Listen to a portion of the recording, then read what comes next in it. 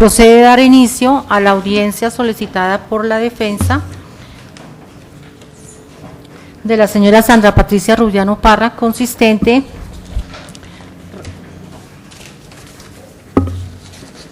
retractación de los cargos aceptados en audiencia de formulación de imputación dentro de las diligencias radicadas bajo el número 11001 60000 13/2005 06330. Para verificar la presencia de las partes, les concedo en primera instancia el uso de la palabra a la señora fiscal. Gracias, su señoría. Gloria Esmeralda Casiani Niño, fiscal 112 de la Unidad Segunda de Patrimonio Económica y Fe Pública. Recibo notificaciones en la carrera décima número 1815, piso 11, su señoría. Imputada. Defensor.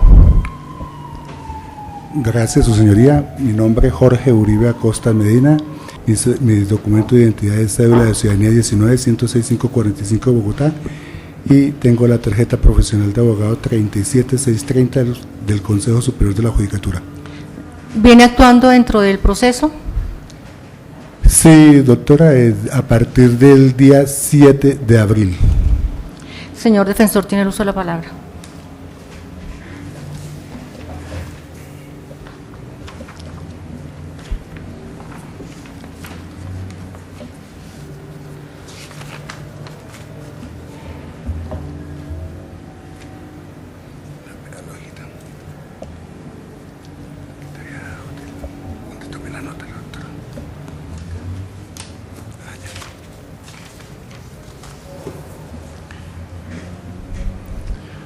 Con el debido respeto, acudo a esta audiencia en solicitud de diligencia de retractación del allanamiento a los cargos imputados por la Fiscalía 112 seccional el día 17 de enero en audiencia celebrada en el piso 3, sala 2A, por los siguientes motivos. Sandra Patricia Rubiano Parra se desempeñaba como trabajadora de la firma Asan Motors Limitada, cumpliendo un horario especial de 8 de la mañana a 6 de la tarde, y este trabajo lo realizaba incluso días sábados y festivos. En ejercicio de esa función, su función principal era la de vender automotores, vehículos automotores.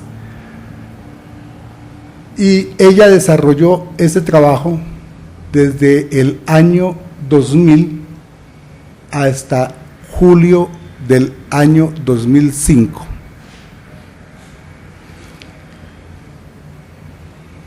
Su pecado durante su actividad fue vender vehículos a menor precio del autorizado o del designado por su patrón. Vehículos cuyo dinero ella recibía a través de una factura de preventa o una orden de venta o una orden de pedido, y reintegraba el dinero total a su patrón tal cual lo recibía, de tal suerte que ella no podía cometer ni el delito de estafa ni el delito de falsedad que se le imputa, porque esa actividad la desarrolló en todo momento hacia el interior de su empresa, sin que ella hubiese salido a ningún sitio a preparar o ponderar ninguna fase del intercrímenes. Yo solicité en una audiencia, dentro del curso de la audiencia de reparación, una pericia contable, y me informa la perito contable que efectivamente los documentos que se han allegado y que Sandra hubiera presentado ante la asistente, ante la investigadora del CTI, lo hizo justamente porque ella le garantizaba que con esto iba a obtener su defensa. Pero independientemente de todo esto, de todo lo que se ha planteado, para que se observe que no existe la figura de la estafa ni de la falsedad, máxime que esto había sido consentido o era de pleno conocimiento de su jefe inmediato, el señor Fernando Ñungo, quien es denunciante. Independientemente de todo esto, ella fue inducida por sus abogados, quienes se aprovecharon de la ingenuidad y del estado de necesidad de Sandra Patricia de recibir asistencia jurídica. Fue inducida porque ellos solicitaron unos dineros y quisieron ganarse fácilmente unos honorarios para que ella aceptara cargos sin darle ningún tipo de explicación respecto de las consecuencias jurídicas que se derivaban de la aceptación de sus cargos, ni de la responsabilidad penal que ella podría obtener con relación a un hecho del cual no se siente responsable de haber actuado de esa forma como se le ha imputado, y además aprovechados o prevalidos de esa ansiedad que despertaron en Sandra de manifestarle que única y exclusivamente si ella hacía lo que sus abogados le indicaban, iba a obtener la libertad.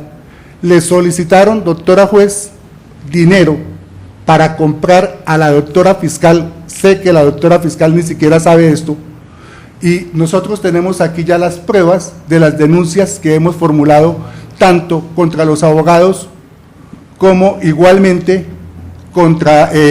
igualmente el proceso disciplinario. Y menciono abogados porque es que cuando Sandra se vio precisada a buscar asistencia jurídica, ella acudió a un bufete donde conoció por recomendación que le hicieran al doctor Uriel Huertas.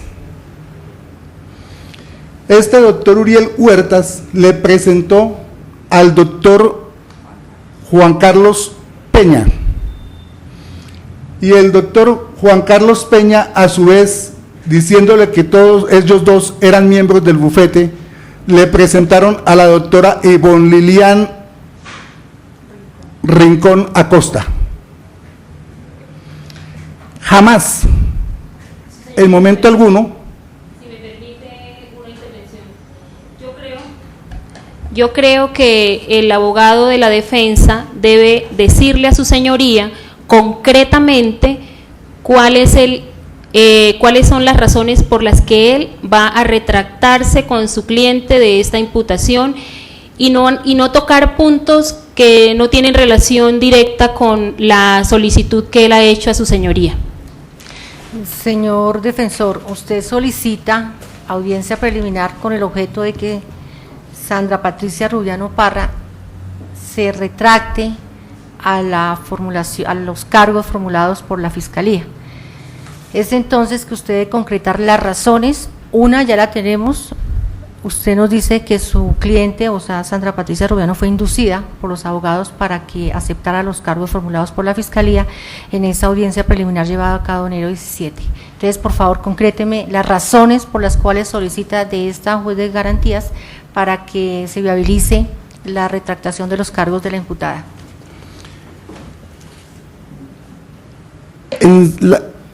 Una razón, como ya lo ha dicho su señoría, es exactamente el hecho de la inducción en forma, digámoslo, intencional, y aprovechándose de esa inocencia de Sandra. Y otra razón es que, doctora, con esta aceptación de cargos, que Sandra Patricia efectuó en contra de su voluntad. Se le violaron no solamente sus derechos fundamentales, no solamente se le afectaron, se le negó el derecho a las normas rectoras del Código de Procedimiento Penal, sino que además se le afectó en su derecho universal a la legalidad y el derecho fundamental a la garantía jurídica que ella tiene primordialmente como indiciada, procesada o condenada en esta situación. ¿Suficiente? Sí, doctora. Señora fiscal. Gracias, su señoría. Yo creo que la violación a toda garantía procesal y al debido proceso se está llevando a cabo, su señoría, en esta audiencia, y me disculpa, porque no sé cuál fue la intención de la defensa, porque efectivamente el 17 de enero del 2006, el juez 18 penal municipal de garantías escuchó y fue el aval de la imputación que la Fiscalía le hace a la señora Sandra Patricia, pero también en ese registro que hay en el CD, a récord 2443, no es cierto que la señora Sandra Patricia se le hubiera violado el derecho a la defensa, el debido proceso y demás normas rectoras que ha dicho la defensa. Si la señora juez se detiene en el récord 2443 y escucha el CD de la primera de la imputación que se le hace el 17 de enero, los cargos de Sandra Patricia fueron allanados de manera consciente, libre, voluntaria y espontánea, su señoría. No solamente eso, sino que el 31 de marzo del 2006, ante el juez 52 penal del circuito, juez de conocimiento que adelanta el juicio de la señora Sandra Patricia, a récord 2.10, su señoría lo primero que hizo al iniciar la audiencia, donde el doctor no era el defensor de Sandra Patricia, pero sí aparece en el registro como auditorio, lo primero que hizo fue determinar si el allanamiento de Sandra Patricia había sido libre, consciente, espontáneo y voluntario, su señoría. Le explicó que si ella había entendido todas las garantías que tenía el indiciado para aceptar o no los cargos y guardar silencio si era su deseo, y allí, a récord 2.10 en adelante, se puede observar que Sandra Patricia vuelve a allanarse de manera libre, consciente y voluntaria. Tan es así que el señor juez garantizó que el allanamiento inicial del 17 de enero había sido sin violar el debido proceso y sin violarle los derechos fundamentales a Sandra Patricia, que inmediatamente, su señoría, el juez de conocimiento leyó el sentido del fallo. ¿Qué quiere decir eso? Que Sandra Patricia sabe que ya para ella va a haber una condena y que con la lectura del fallo iniciaron de una vez la audiencia de reparación integral, su señoría. En la segunda audiencia de reparación integral empezó a actuar el doctor aquí presente, que fue el solicitante de esta audiencia, y allí ante el juez 52 el doctor hizo la misma manifestación que hoy está haciendo frente a su señoría. El doctor le manifestó al juez 52 que él iba a demostrar que Sandra Patricia no era responsable de los hechos, y el señor juez 52 le dijo que ya no era el momento porque no estamos en la etapa procesal en donde se va a discutir responsabilidad, porque hay una lectura de sentido de fallo, su señoría, que estamos prácticamente en las puertas de la culminación del juicio porque es la audiencia de reparación integral.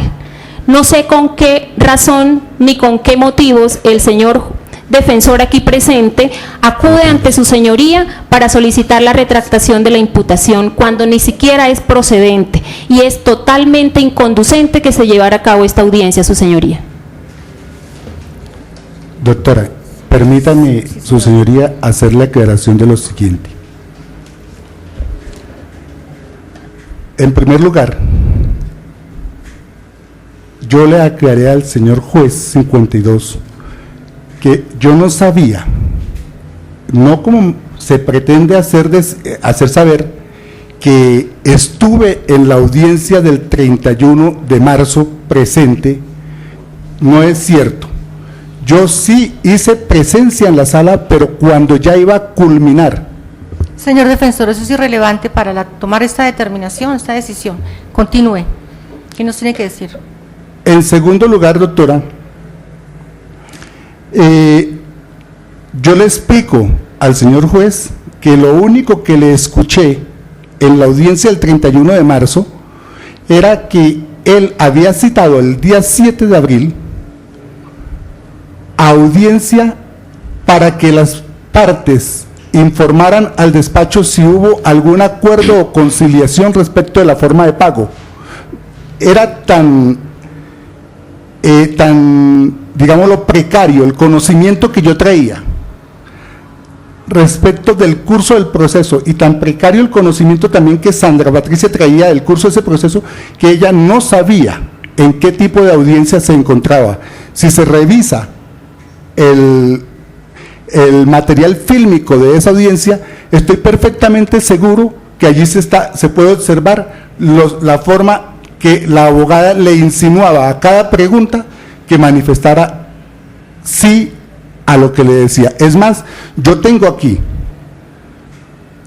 un sobre utilizado por la abogada el día 31 de marzo, en el que de puño y letra ella toma apunte y le va haciendo las preguntas a Sandra dentro del curso de la misma diligencia.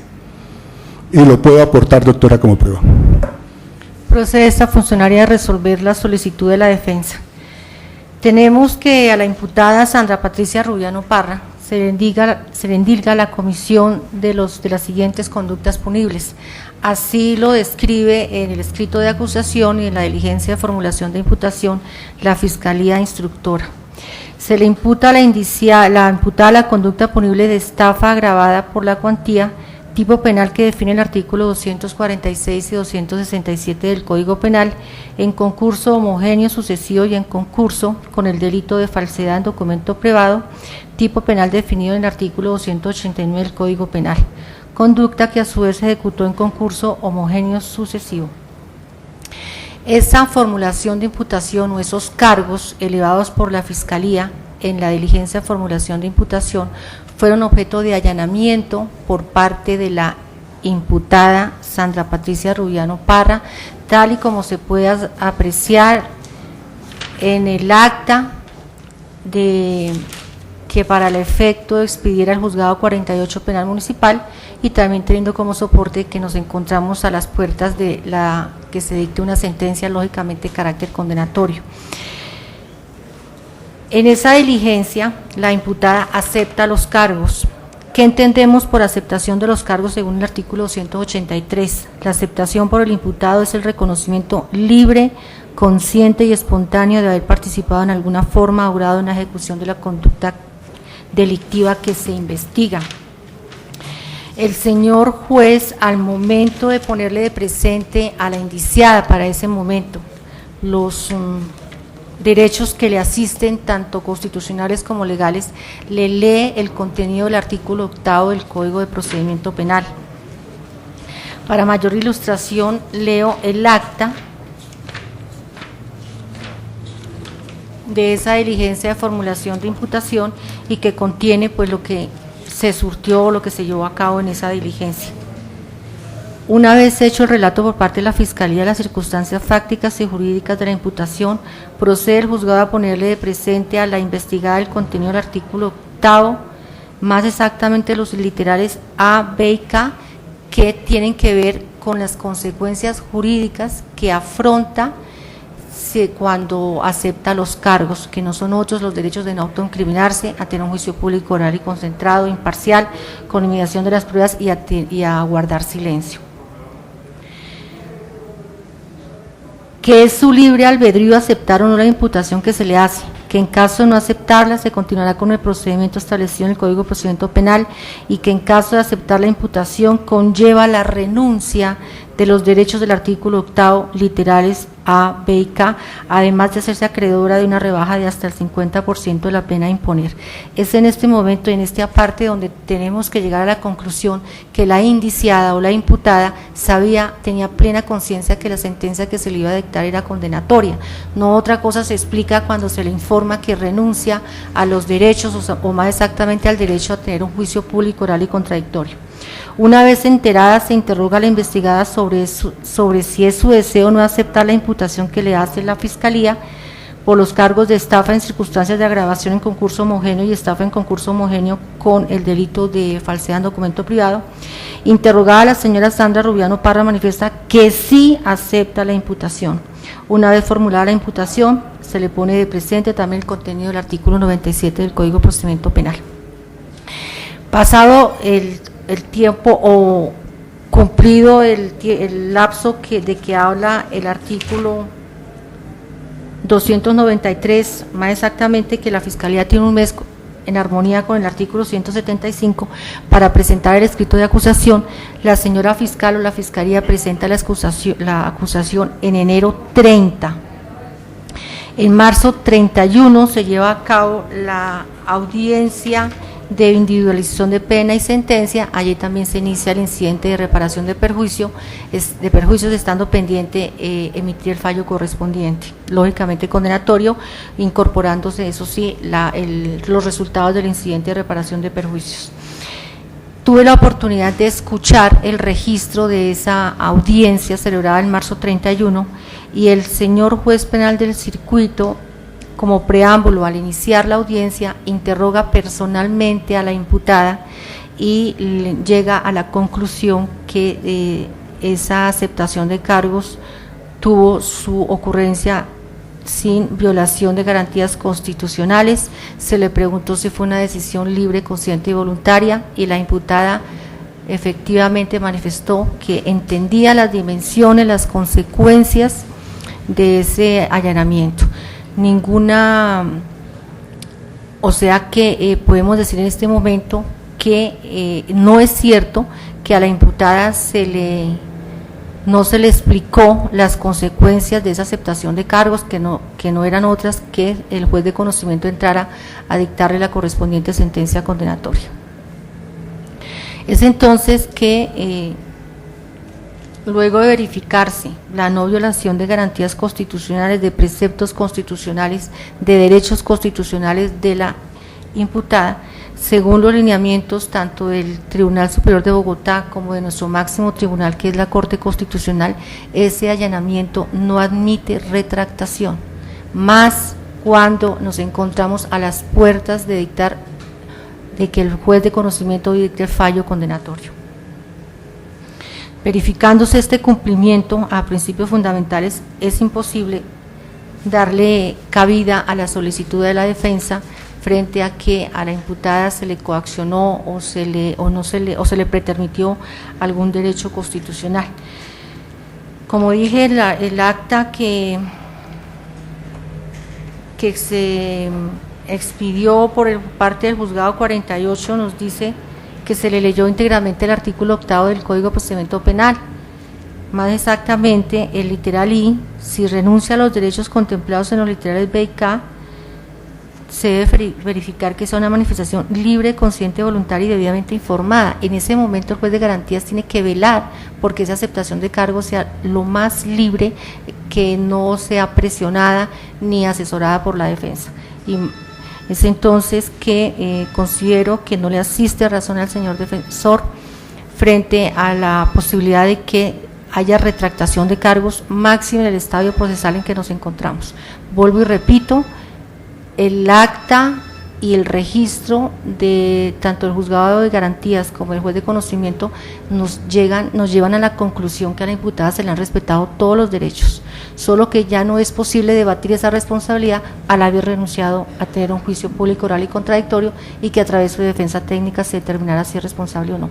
Ella se allanó a los cargos, no hay violación a garantías constitucionales ni procesales, y según los lineamientos de la Corte Constitucional, verificándose el cumplimiento de estos preceptos, no es posible la retractación a los cargos. Esta decisión se notifica por estrados. Señor defensor, lo escucho. Doctora, yo insisto en manifestar lo siguiente. Señor defensor, estoy notificando mi decisión. Considero que la decisión es abiertamente improcedente, pero para garantizar los derechos que le asisten a la imputada y más exactamente el derecho de defensa, le hago saber que contra esta decisión proceden los recursos de reposición y apelación. Lo escucho.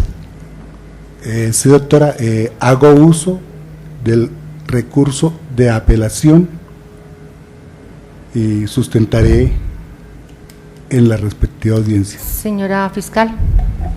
Conforme con la decisión, su señoría. De conformidad con el artículo 177, se concede el recurso en el efecto devolutivo. Muchas gracias.